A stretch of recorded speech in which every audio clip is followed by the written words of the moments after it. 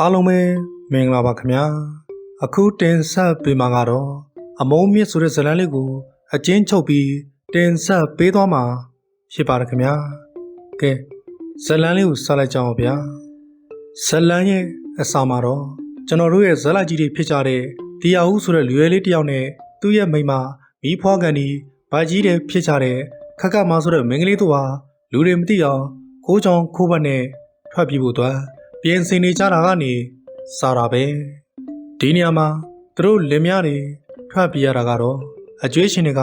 ခဏခဏလာတောင်းကြလို့ထွက်ပြေးကြတဲ့သဘောပါပဲအခုလေသူတို့ယူထားတဲ့အကျွေးငွေတွေကသူတို့လင်မယားသုံးဖြုံပြစ်လိုက်တာတော့မဟုတ်ပါဘူးအောင်မြင်ကြီးဝါခြင်းလို့စွဲလုံရင်ကနေငွေလိန်ခံရလို့ဖြစ်ပါတယ်ဒီတော့အခုလိုကိုဝဲအရင်မှကြီးနဲ့သွားစရာနေရာကမရှိဒုက္ခတွေဘယ်လဲဝင်နေတဲ့ချိန်မှာခက်ခက်မရဲ့အဖေကြီးဖြစ်တဲ့ဦးကျော်မင်းဆိုတဲ့တရေကြီးစီကိုအားကိုးလူစိန်နဲ့ခလုတ်ထီမှာအမေဖာကိုတားတဲ့သဘောနဲ့ရှောက်လာကြပါတယ်ဒီနေရာမှာအဖေကြီးဖြစ်တဲ့ဦးကျော်မင်းကနင်တို့လင်မယားဘာလာလို့တာလဲနင်းနဲ့ဒီနေရာနဲ့ဘာမှမဆိုင်ဘူးနင်းနဲ့နင်းရဲ့အကြောင်းတွေကိုမေ့ပြစ်လိုက်ပြီလို့ခါခါသီးကိုညံ့ပါတယ်ဦးကျော်မင်းကလည်းသမီးဖြစ်သူတို့အရှက်ရစရာတွေစိတ်နာစရာတွေကလည်းရှိကြတာကိုဒီတော့အမေကြီးဖြစ်တဲ့အမေချိုကဘလောက်ပဲဖြောင်းပြဦးကျော်မင်းကတော့သူ့ရဲ့ဆုံးဖြတ်ချက်ကိုလုံးဝကိုမပြေခဲ့ဘူးဒီတော့အမေချိုကပဲသူ့ရဲ့မိတ်ဆွေတိတဲ့လိမ့်စာတွေပေးလိုက်ပြီးနေစရာမရှိဘူးဆိုရင်နေစရာရဖို့သွားခိုးပြီးတော့စီစဉ်ပေးရတာပေါ့အမှန်တကယ်တော့တရားဦးရောခက်ခက်မာရောတထေးသားတထေးသမီးတွေဖြစ်ပါတယ်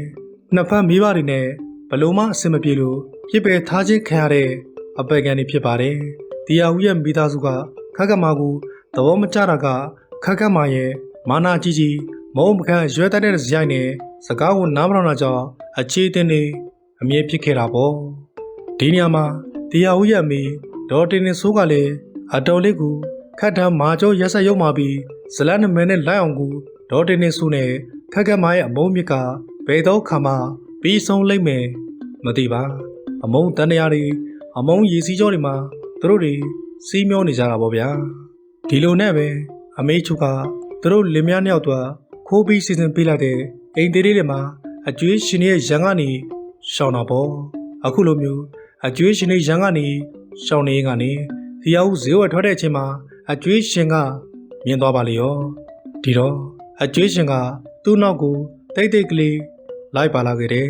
ဒီချိန်ထဲမှာလေအိမ်ထဲမှာခက်ခက်မာတယောက်တည်းကျန်တဲ့ချိန်မှာခက်ခက်မာကိုကိုညီဖို့အတွက်အမေချိုလွှတ်လိုက်တဲ့တငယ်ချင်းမိတ်ဆွေတွေငွေရချုံတဲ့သူရှောက်လာခဲ့ပါတယ်မိတ်ဆွေတွေကခက်ခက်မာနဲ့စကားကောင်းနေချေအကျွေးရှင်ရောက်လာပြီးပွဲချမ်းပါလေရောဗျာဒီလိုနဲ့စကားအခြေတင်နေဖြစ်ကြပြီးနောက်မှာတော့ခက်ခက်မာဘိုင်းလာပြီးဒီလိုနဲ့ပဲအရေးပေါ်ဆေးရုံရှောက်သွားပြီးပြိုးမောင်မောင်ဆိုတဲ့တားယောက်ကြားလေးတယောက်ကိုမွေးဖွားခဲ့ပါတယ်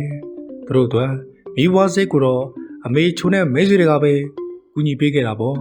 အဖေကြီးဖြစ်သူကရောယောက်ကမကြီးတွေကရောလုံးဝကိုမကူညီခဲ့ဘူးဒီနေရာမှာခက်ခက်မရောက်ကလေးကြီးက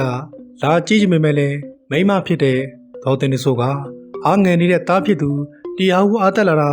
မြင်ချင်ပေမဲ့လည်းခက်ခက်မရဲ့မာကျော်ကတ်ထံပြီးမန်တက်နေတဲ့ချွေးမကိုအမြင်ချင်းလို့ဆိုပြီးကြည့်ခွင့်မပေးဘူးတကယ်ကတော့ဗျာခက်ခက်မကအရွယ်တက်တဲ့ကလွှဲရင်လူကောင်းတစ်ယောက်ဖြစ်ပါတယ်ဒေါ်တင်နေဆိုကတော့စိတ်တဘောသားလုံးဝမကောင်းခဲ့ပါဒီလိုနဲ့နေ့တွေရက်တွေကုံဆုံးလိုင်းနဲ့ပဲခက်ခက်မဆေးဝါးနေဆေးရမယ့်ရက်ကိုရှောက်လာခဲ့တယ်ဒီချိန်မှာမြေကိုချစ်ကြတဲ့ယောက်ကမကြီးဒေါ်တင်နေဆိုကသူ့ကအတော်ကြီးနဲ့ကလေးကိုခက်ခက်မစီကနေအတင်းခေါ်ခိုင်းပါတယ်ဒီတော့ခက်ခက်မကမီးဖွားတဲ့ချိန်မှာတော့လှည့်ပကြည့်တာမို့လောကကိုခွင့်မပြုချင်ပေမဲ့လည်းယောက်ျားလို့သူကသူ့ပါလိုက်သွားပြီးခဏနေပြန်လာခဲ့မှမယ်လို့ကြိပြီးတော့ခွင့်ပြုလိုက်တယ်ဆိုပါတော့ဗျာဒီနေရာမှာဒေါ်တင်နေစုကတဆင့်ကဲလာပြီးကလေးကိုခဏခေါ်ထားချင်ပါတွေလောက်ပါလျောတရားဆိုးကလည်းအမေကြီးကိုမလို့ဆန်းနေတာကြောင့်ညာရီထားခဲ့လိုက်တယ်ဆိုပါတော့စဉ်းစားကြည့်ပါဗျာငွေကင်းစားကလေးမိခင်စီမှာပဲရှိတဲ့နာမဟုတ်ဘူးလားအဲ့ဒါကိုသိသိချင်းဒေါ်တပုံထပြီးရောက်ခမအိမ်ကိုခက်ခက်မှ လိုက်သွားတာပေါ့ဒီနေရာမှာပွဲချမ်းအခြေတင်ဖြစ်ပြီးနောက်မှာတော့ဒေါ်တင်နေစုကပတ်စံပေးပြီးကလေးထားခဲ့ဖို့ထားပြောပါလိမ့်ဗျာဒီနေရာမှာခက်ခက်မာရဲ့အရွယ်တိုက်တာကလည်းစောက်တလွဲကြီးဗျာချက်ချင်းပဲကောက်ကငင်ကတီအောင်ကိုငွေယူပြီးကလေးထားခဲ့ဖို့အတွက်ပြောပြီးလှည့်ထွက်ခဲလိုက်ပါတယ်ဒီနေရာမှာအခုလိုမျိုးကလေးထားခဲ့တယ်ဆိုတော့ဒေါ်တင်နေစုကတရင်နေဖြန့်ပါလိမ့်ဗျာအဲ့ဒီတရင်ကတော့ခက်ခက်မာက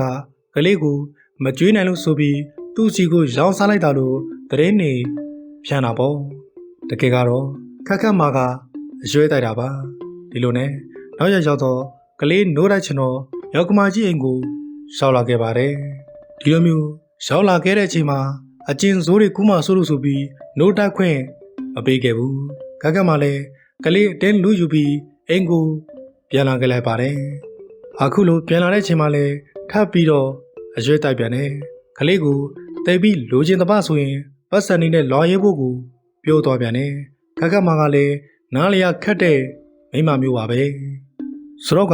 ကလေးကိုချစ်ကြတဲ့ယောက်ကမကြီးတွေကလည်းငွေတုံးနဲ့လိုက်ယူတာပေါ့ဒီနေရာမှာခက်ခက်မာက